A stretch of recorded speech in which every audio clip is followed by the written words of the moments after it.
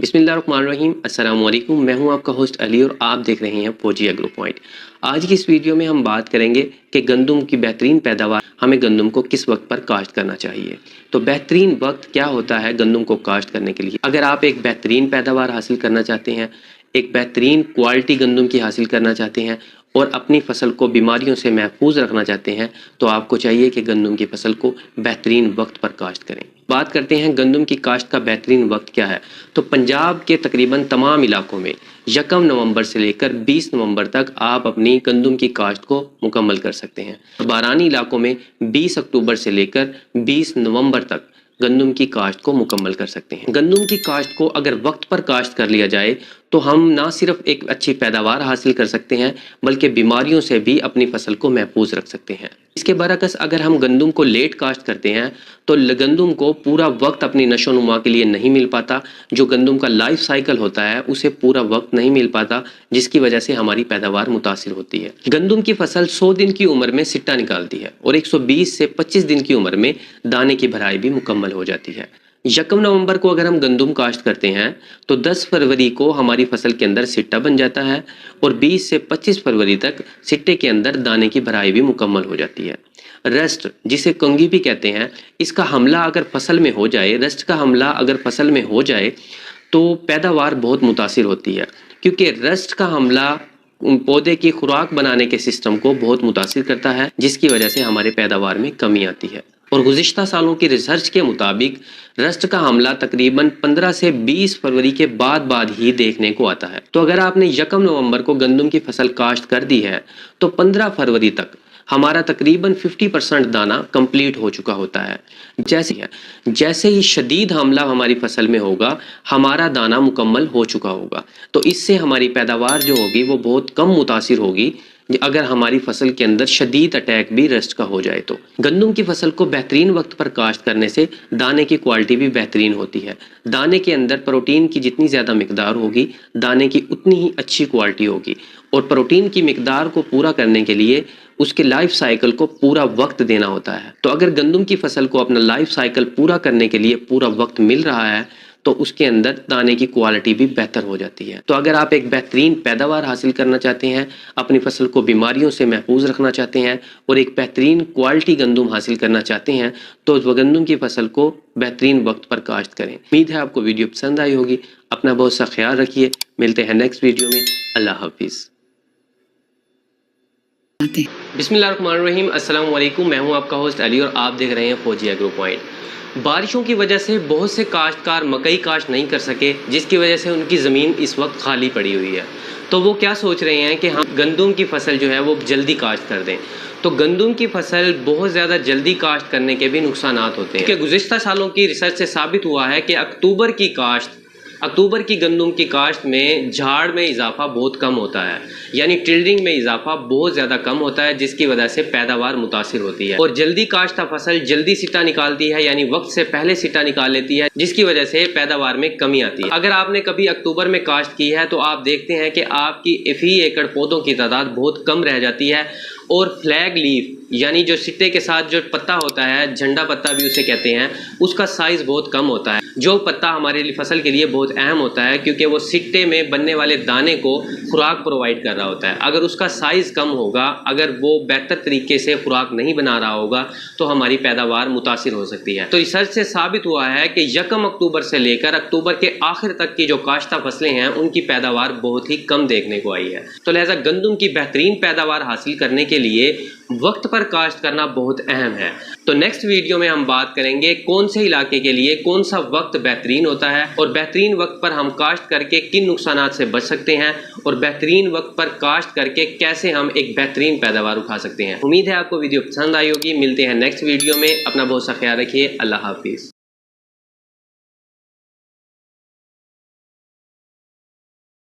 आजकल गंदम की फसल में सिर्फ एक ही मसला आ रहा है। हर काश्तकार का कहना है कि हमारी गंदम पीली हो रही है, हम इसे कैसे बेहतर करें। तो मुख्तलिफ डीलर हजरात या मुख्तलिफ कंपनी फौजी एग्रो पॉइंट, आज की इस वीडियो में हम आपको बताएंगे कि आप NPK को घर पे कैसे तैयार कर सकते हैं, वो भी निहायत ही मुनासिब कीमत पर। और इंशाअल्लाह जो मैं आज आपको बताऊंगा NPK का तरीका, इस NPK को आप top of the line companies के साथ कंपेयर कर सकते हैं। आजकल जो अच्छी से अच्छी कंपनी भी आपको एनपीके प्रोवाइड कर रही है, आप उसके कंपैरिजन में इसको लगा सकते हैं। तो आज जो तरीका मैं एनपीके का आपको बताने लगा हूं, इसके लिए आपको 4 चीज़ों की ज़रूरत होगी। तो एनपीके बनाने का तरीका नोट फरमा लीजिए। इसके लिए हमें जिन जिन खादों की ज़रूरत होगी वो है नाइट्रोजन। नाइट्रोजन के लिए यूरिया का इस्तेमाल हम करेंगे, और फास्फोरस के लिए हमें तेजाबी फास्फोरस जो 62% में मार्केट में अवेलेबल होती है, उसका हम इस्तेमाल कर देंगे। और पोटाश के लिए हम एसओपी का इस्तेमाल करेंगे, जो क्लोराइड फ्री सोलेबल होती है, 100% सोलेबल होती है, उसका हम इस्तेमाल करेंगे। तो यूरिया आपने ले लेनी है 300 ग्राम, और एमएपी आपने ले लेनी है 300 ग्राम, और पोटाश आपने ले लेनी है 400 ग्राम। इन तीनों को आपने मिक्स करना है। जो कि यूरिया आपके पास दानेदार फॉर्म में होगी, तो इसको आप पहले ग्राइंड करेंगे। ग्राइंड करने के बाद इन तीनों को आप अच्छी तरह से मिक्स कर लेंगे। आपके पास ये 1000 ग्राम मुकम्मल वज़न आ जाएगा। इसको आप अच्छी तरह से मिक्स कर लेंगे, और आप इसको भी एकड़ स्प्रे कर सकते हैं। जब आप स्प्रे करने लगें तो इसके साथ जिब्रेलिक एसिड ज़रूर मिलाएं, इससे आपको बेहतर नतीजे मिलेंगे। इंशाल्लाह आप ये फार्मूला घर पे तैयार करके इसकी स्प्रे करें, और top of the line companies के साथ आप इसका कंपैरिजन कर सकते हैं। और मैं आप सब दोस्तों को यही कहूँगा कि आप ये घर पे तैयार करें और इसका स्प्रे करें, और इसके कंपैरिजन में किसी अच्छी कंपनी का प्रोडक्ट भी इस्तेमाल करें, और तस्वीरों के ज़रिए, वीडियो के ज़रिए या कमेंट्स में हमारे साथ ज़रूर शेयर करें। इसके साथ ही चाहती है इजाज़त। अपना बहुत सा ख्याल। कपास की फसल हो या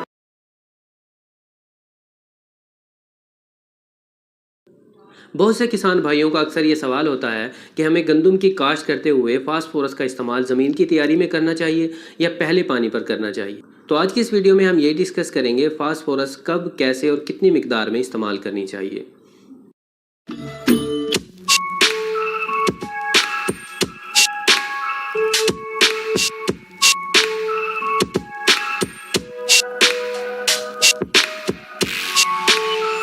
बहुत से डीएपी सॉल्वेंट मौजूद हैं। कोई भी प्रोडक्ट इस्तेमाल करते हुए आप उसको हल करके फ्लड करें तो बेहतर है, क्योंकि आप जानते हैं कि फास्फोरस एक ऐसा एलिमेंट नहीं करता, ये एक वेरी लिमिटेड मोबिलिटी प्रोडक्ट है।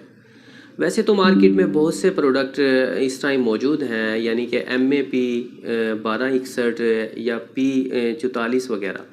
अगर आप उनका इस्तेमाल करते हैं तो उन्हें आप पहले पानी पे इजीली फ्लड कर सकते हैं। तो यहाँ पे मैं एक और बात ऐड करता चलूँ कि अगर आप DAP इस्तेमाल कर रहे हैं गंदम की काश्त के अंदर, तो आप DAP 1 बोरी 1 एकड़ में इस्तेमाल करते हैं, और आप चाहते हैं कि 1 बोरी से भी ज़्यादा मुझे अच्छा रिज़ल्ट मिले, बेहतरीन नताइज मुझे हासिल हों और मेरी पैदावार में इजाफा हो, तो आप DAP का इस्तेमाल करते हुए साथ में गोबर यानी कलर का इस्तेमाल भी कर सकते हैं।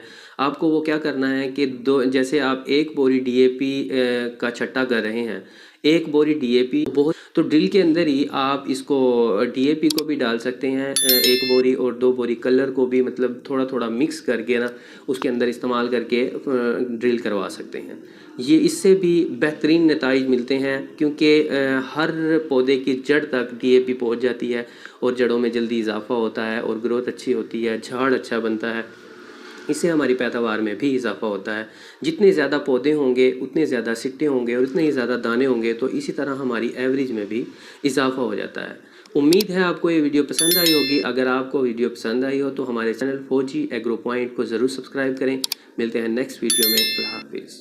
मैं आज इस वीडियो में आपको ये तफसील से बताऊंगा कि गंदम के कौन से रकबे में पहला पानी कब लगाना चाहिए।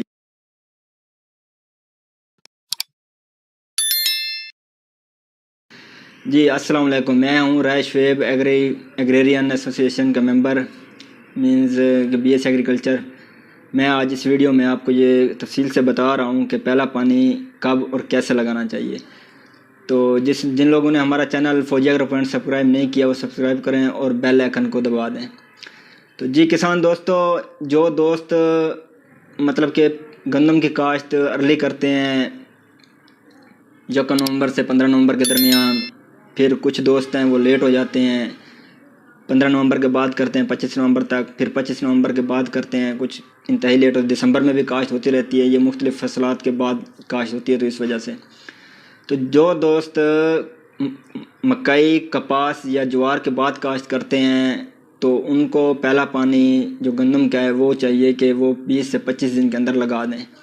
फिर कुछ दोस्त ऐसे होते हैं जिनकी फसल में पहले चावल ऑलरेडी लगा होता है, मुंजी लगी होती है, धान लगी होती है, मतलब कहने का ये है कि उसमें पानी की ऑलरेडी वाफर मकदार होती है पड़ी ज़मीन में, क्योंकि वो मॉइस्चर उसका ज़्यादा होता है। तो उस पे जब आप गंदम काश्त करते हैं या कुछ लोग ज़ीरो टिलेज पे काश्त करते हैं तो उसका जो पहला पानी है वो 30 से 35 दिन तक लगाना चाहिए। लेकिन इसके बाद जो दूसरी बात आती है, जो 20 से 25 नवंबर के दरमियान करते हैं, 15 नवंबर के बाद बात करते हैं, तो उनका भी पहला पानी जो है वो कपास वाली रूटीन के मुताबिक ही लगेगा 20 से 25 दिन या 25 से 30 दिन के दरमियान, क्योंकि फिर आगे पछीती काश्त आ जाती है। उस पर फिर पानी जो हमें है वो 5 से 10 दिन पहले लगाना पड़ता है। इसकी वजह यह है कि पीछे से टेम्परेचर लो हो जाता है और जो गंदम का पानी है वो गंदम की डिमांड बढ़ जाती है। इसमें जो मैं तीसरी चीज़ ऐड करना चाहूँगा वो ये है कि हमें मौसम को देखना चाहिए कि मौसम का क्या शेड्यूल है, क्योंकि बाद औक़ात टेम्परेचर ज़्यादा होता है तो गंदम का पानी पहले लगाना पड़ता है। अगर हमने 25 दिन का वक्फ़ा देना था तो उसमें 25 दिन की बजाय हमें मतलब कि 20 दिन का वो करना पड़ता है। अगर टेम्परेचर सही जा रहा है, मौसम ठंडा है, तो हीट नहीं पड़ रही, सूरज की तपिश नहीं पड़ रही ज़मीन पे, तो उसके ऊपर मॉइस्चर रहता है इसका गंदम का, तो उसके लिए हमें फिर अपने जो 20 से 25 दिन है या 25 से 30 दिन है उसके मुताबिक पानी लगाना चाहिए। तो आज हमने इस वीडियो में ये सीखा कि हमें गंदम का पहला पानी कब और कैसे लगाना चाहिए, तो मैंने उसकी तफसील आपको बता दी है। फसल कौन सी है, उसकी फसल के बाद गंदम लगी हुई है, मौसम क्या है, अर्ली काश्त है, पछीती काश्त है, तो ये सारी चीज़ें मैंने बता दी है। तो जी किसान दोस्तों, अगर आपको हमारी ये वीडियो पसंद आई है तो हमारे चैनल फौजी एग्रो पॉइंट को ज़रूर सब्सक्राइब करें और बेल आइकन को दबा दें। अल्लाह हाफिज़। बहुत से किसान दोस्त इस वजह से बहुत परेशान हैं कि इस महंगी डीएपी के मुतबादिल हम गंदम की अच्छी पैदावार हासिल करने के लिए क्या चीज़ इस्तेमाल करें। तो आज की इस वीडियो में मैं आपको इसके मुतबादिल डीएपी के मुतबादिल जो डीएपी में ऑलरेडी फास्फोरस होती है उसके मुतबादिल आपको एक ऐसे प्रोडक्ट का बताऊंगा, तफसील से बताऊंगा, जो आप डाल के इस्तेमाल करके ज़मीन में बिजाई से पहले तो आप उससे अच्छी पैदावार ले सकते हैं।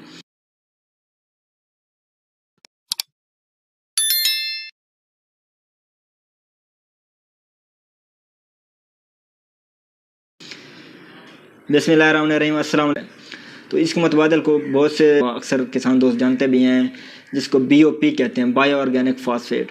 इसमें दो चीज़ें होती हैं, एक ऑर्गेनिक मैटर होता है जो कि 20 से 22% होता है, फिर इसमें होती है फास्फोरस, वही DAP वाली जो फास्फोरस हमारी फसल को बुनियादी तौर पर ज़रूरत होती है। जो उसकी मकदार है BOP में फास्फोरस की वो 20 से 25% होती है, प्लस माइनस होता है। मीन्स के उसमें जो ऑर्गेनिक मैटर होते हैं वो भी 2% प्लस माइनस में होते हैं। जब आप BOP इस्तेमाल करते हैं उस उधर से आप DAP इस्तेमाल करते हैं, तो DAP के एक बैग के मुतबादिल आप BOP के 2 बैग इस्तेमाल कर सकते हैं, और BOP के 2 बैग DAP के एक बैग की आधी कीमत के बराबर जाके पड़ते हैं। जो इसका रिज़ल्ट है, जो इसके ऊपर औसत के वो गंदम के औसत का असरात हैं, वो इस पर बिल्कुल भी नहीं होता कि DAP के औसत ज़्यादा आ जाए या BOP की कम आ जाए, तो जो फास्फोरस की कमी होती है, बल्कि जो ऑर्गेनिक मैटर होता है वो BOP में जो ऑर्गेनिक मैटर होता है, मीन्स कि जिंदा बैक्टीरिया हम इसको कह सकते हैं, ये जिंदा बैक्टीरिया जो ऑलरेडी फास्फोरस हमारी ज़मीन में पड़ी है वो उसको भी एक्टिवेट कर देते हैं। मीन्स कि अगर जो 80% हमारी पहले रह गई है DAP जो हमने पहले इस्तेमाल करी है, पिछली फसल में की है या उससे पीछे भी इस्तेमाल किया है, तो वो हमें इस BOP के साथ एक्टिवेट फॉर्म में मिल जाती है और हमारी फसल को दुगना फ़ायदा दे देती है। तो इस वीडियो बनाने का मकसद यही था कि आपको DAP के मुतबादिल कोई अच्छी चीज़ दे दें। तो किसान दोस्तों, मैं आपको ये मशवरा दूंगा, रिकमेंड करूंगा कि आप महंगी DAP के मुतबादिल BOP ख़रीदें, BOP इस्तेमाल करें और उसके रिज़ल्ट से मुस्तफ़ीद हों। जी, अगर आपको हमारी ये वीडियो पसंद आई है तो हमारे चैनल को सब्सक्राइब करें और बेल आइकन को दबा दें। शुक्रिया। अल्लाह हाफिज़। फौजी स्प्रे कब करनी चाहिए और स्प्रे करते हुए किन खास बातों का ख्याल रखना चाहिए ताकि हमारे स्प्रे का बेहतरीन रिज़ल्ट भी आए और गंदम पे स्ट्रेस भी ना आए, ताकि हमारी बेहतरीन हम जड़ी बूटियों की मैनेजमेंट कर सकें। अगर अभी तक आपने हमारे चैनल फौजी एग्रो पॉइंट को सब्सक्राइब नहीं किया तो जल्द ही सब्सक्राइब कर लीजिए और बेल आइकन को ज़रूर प्रेस कीजिए ताकि तमाम आने वाली न्यू वीडियोज़ आप तक बर वक्त पहुँच सकें। तो किसान भाइयों, हमें पहले पानी के वत्तर पे चौड़े पत्तों वाली जड़ी बूटियों की स्प्रे कर देनी चाहिए, क्योंकि चौड़े पत्तों वाली जो जड़ी बूटियां हैं वो बहुत जल्द उग जाती हैं, तो हमें चौड़े पत्ते वाली स्प्रे उस टाइम कर देनी चाहिए। और नोकीले पत्ते वाली जो जड़ी बूटियाँ हैं वो देर से निकलती हैं, तो हमें दूसरे पानी के पत्थर पे हमें वो नोकीले पत्ते वाली स्प्रे कर देनी चाहिए। लेकिन बहुत से काश्तकार भाई दो दो स्प्रे करवाने के चक्कर में नहीं पड़ना चाहते, यानी उन्हें मुश्किल लगता है या अखराजात भी बढ़ जाते हैं। तो बहुत से काश्तकार भाई ये नहीं चाहते कि हम जड़ी बूटियों की दो दो स्प्रे करवाएं या हमारी गंदम की फसल है जो वो 2 बार स्ट्रेस में आए, तो वो एक ही स्प्रे के साथ तमाम जड़ी बूटियाँ ख़त्म करना चाहते हैं। तो अगर आप नोकीले पत्ते और चौड़े पत्ते वाली अलग अलग स्प्रे नहीं करना चाहते, अगर आप एक ही स्प्रे करना चाहते हैं नोकीले और चौड़े पत्ते के लिए गंदम की फसल पर, तो आपकी जो गंदम की फसल के जब उम्र 35 से 45 दिन हो जाए, तो इस 35 से 45 दिन के दरमियानी वक्फे के अंदर ही आप जड़ी बूटियों की स्प्रे करवा दें। जड़ी बूटियों की स्प्रे इस टाइम लाजमी करवा दें, इससे जितना आप लेट करेंगे उतना आपको नुकसान हो सकता है आपकी फसल को। तो हमें 35 से 45 दिन के दरमियान में ही स्प्रे करवा देनी चाहिए। और वत्तर का ख़ास ख्याल रखना चाहिए, ये बहुत ज़्यादा खुश्क वत्तर भी नहीं होना चाहिए और बहुत ज़्यादा तर वत्तर भी नहीं होना चाहिए। अगर बहुत ज़्यादा तर वत्तर होगा तो फसल को स्ट्रेस आ सकता है, और अगर खुश्क वत्तर होगा तो रिज़ल्ट वीक हो सकते हैं। और स्प्रे करवाते हुए इस बात का ख़ास ख्याल रखें कि आपने सुबह के वक्त स्प्रे नहीं करवानी, दोपहर के अंदर स्प्रे करवानी है। अगर धुंध वगैरह पड़ रही हो, मौसम ख़राब हो, तो आप स्प्रे हरगिज़ ना करवाएं, क्योंकि आपकी फसल पर स्ट्रेस आ सकता है। तो लिहाजा जड़ी बूटियों की स्प्रे करवाना दोपहर के वक्त बेहतर है। और जड़ी बूटियों की स्प्रे करवाते हुए टी जेट नोज़ल का इस्तेमाल, जब आप टी जेट नोज़ल से स्प्रे करवाएंगे तो जड़ी बूटियों पर रिज़ल्ट बेहतरीन आएगा। और तेज़ हवा में स्प्रे हरगिज़ ना करवाएं। जब आप किसी भी डीलर से स्प्रे ख़रीदने जाते हैं तो उनसे एहतियाती तदाबीर लाजमी पूछा करें। इनका बहुत फ़ायदा होता है। जब हम एहतियाती तदाबीर पर अमल नहीं कर रहे होते तो हमारे रिज़ल्ट्स में भी कमी आती है और हम जड़ी बूटियों की अच्छी मैनेजमेंट नहीं कर सकते, हमारा नुकसान हो जाता है।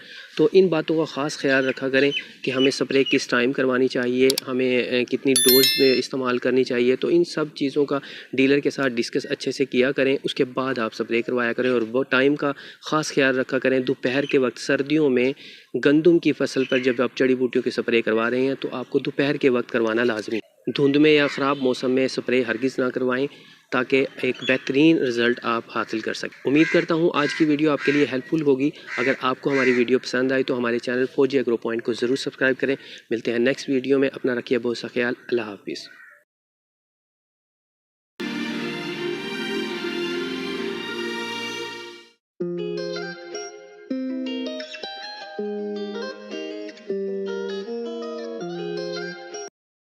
आज का जो हमारा टॉपिक है वो है गंदम की देखभाल, फर्टिलाइज़र प्लान और कौन से पानी पर कौन सी खाद का इस्तेमाल किया जाए। मैक्रोन्यूट्रिएंट्स जो हमारी खादें हैं वो हम किस टाइम पर इस्तेमाल करें और माइक्रोन्यूट्रिएंट्स वाली खादें हम किस टाइम पर इस्तेमाल करें।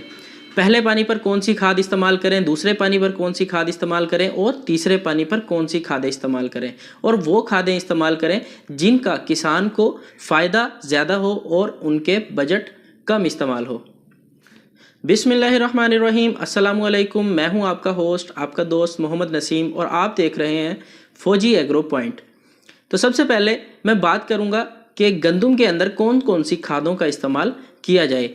गंदम के अंदर मेजर जो हम इस्तेमाल करते हैं नाइट्रोजन, जिसे हम यूरिया के नाम से जानते हैं। इसके अलावा फास्फोरस, जिसे हम डीएपी के नाम से जानते हैं या नाइट्रोफास के नाम से जानते हैं। अमोनियम फास्फेट के नाम से भी मार्केट में अवेलेबल होती है।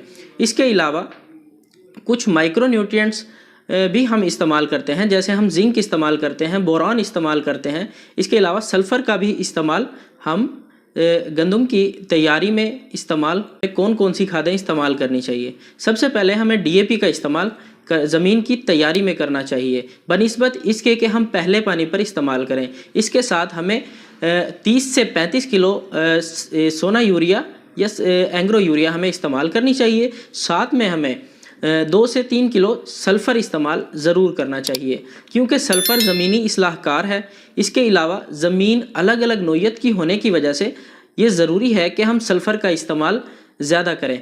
सल्फ़र के इस्तेमाल से आपकी ज़मीन में बेहतरी आती है और आपकी फसल में भी खातिर खा बेहतरी आती है।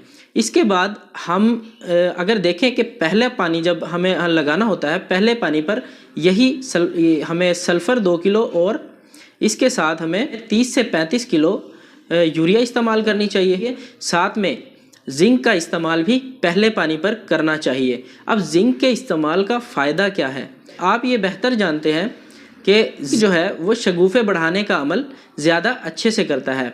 जैसे हम अपनी आम ज़िंदगी में देखें कि हम दूध इसलिए पीते हैं ताकि हमारे जिस्म में कैल्शियम की कमी को पूरा किया जा सके। हम खाना इसीलिए खाते हैं कि हमारे जिस्म की प्रोटीन, कार्बोहाइड्रेट्स में इजाफा हो और हमारी जिस्म को एनर्जी हासिल हो। इसके अलावा इसी तरह ज़मीन का भी खुराक के हवाले से सेम नोयत है। हम जिंक का इस्तेमाल शगुफ़े बढ़ाने के लिए करते हैं। इसी तरह हम पोटाश का इस्तेमाल फल को मोटा करने के लिए और फल को लशग्रीन करने के लिए इस्तेमाल करते हैं। बोरॉन का हम इस्तेमाल पोलिनेशन में मदद के लिए करते हैं और इसके अलावा फल को लशग्रीन करने के लिए करते हैं। फास्फोरस आप सब जानते हैं कि जड़ों की मजबूती के लिए फास्फोरस, क्लोरोफिल बनाने के लिए फास्फोरस का इस्तेमाल बहुत ज़रूरी होता है।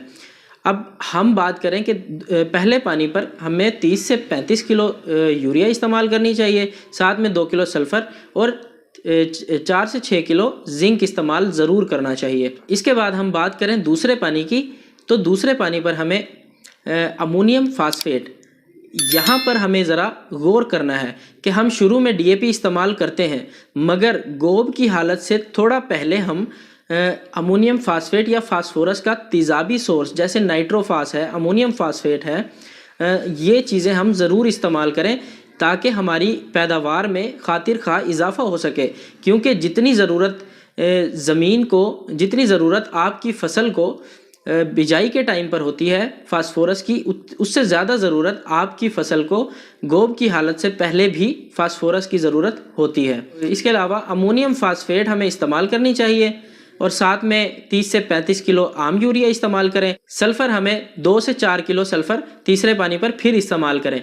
सल्फ़र के इस्तेमाल हम हर पानी पर सिर्फ इसलिए करते हैं कि एक तो सल्फ़र यूरिया के साथ मिलकर आपकी फ़सल की ग्रोथ में इजाफा करती है, दूसरा सल्फ़र आपकी ज़मीन के अंदर जो माइक्रोब्स हैं उनकी बेहतरीन खुराक है। उनकी बेहतरीन खुराक होने की वजह से जैसे ही माइक्रोब्स आपकी ज़मीन में एक्टिव होते हैं, आपकी फ़िक्स शुदा डीएपी वो मुतहरिक हो जाती है और आपकी फ़सल में फास्फोरस की कमी होने से ये सल्फ़र बचाता है। इसीलिए हमें सल्फ़र भी साथ इस्तेमाल करना चाहिए। साथ ही दूसरे पानी पर हमें बोरान का इस्तेमाल 500 ml पर एकड़ लाजमी करना चाहिए, क्योंकि पोलिनेशन के लिए बोरान बहुत हद तक फ़ायदा देता है। साथ में हमें दूसरे ही पानी पर पोटाश का स्प्रे करना चाहिए और तीसरे पानी पर यूरिया के साथ हमें पोटाश फ्लड या छटा करना चाहिए। फ्लड करना ज़्यादा बेहतर है पोटाश का, मगर ख्याल रहे कि 10 किलो पर एकड़ पोटाश हम गोब की हालत पर लाजमी